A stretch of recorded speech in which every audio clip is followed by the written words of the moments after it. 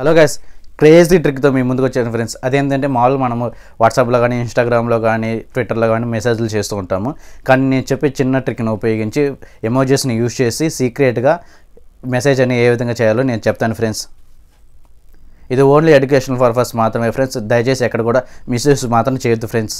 ముందుగా మనం వీడియోలోకి వెళ్ళబోయే ముందు మన ఛానల్ ఎవరైనా సబ్స్క్రైబ్ అయితే దయచేసి సబ్స్క్రైబ్ చేసుకుని ఫ్రెండ్స్. పక్కనే ఉన్న బెల్ ఐకాన్ నొక్కి ఆల్ నోటిఫికేషన్ ఆన్ చేసుకుని నేను ఎప్పుడైనా వీడియోస్ అప్లోడ్ చేస్తే మీకు నోటిఫికేషన్ ద్వారా అందుతాయి ఫ్రెండ్స్.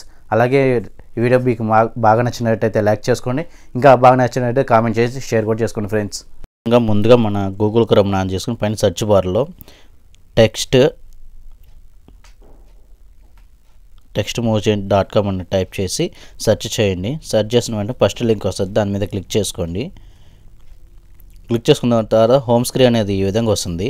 ఇక్కడ ఎన్స్క్రిప్ట్ టెక్స్ట్, డిస్క్రిప్ట్ ఎమోజీస్ అనే ఆప్షన్ వస్తాయి.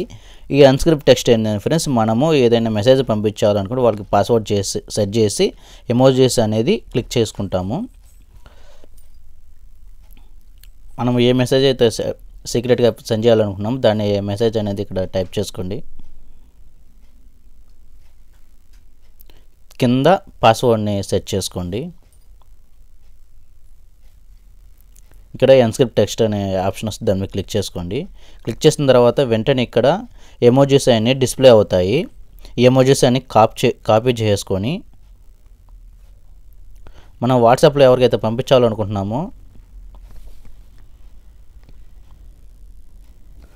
వాళ్ళకి ఎమోజీస్ అనేది సెండ్ చేసేయండి.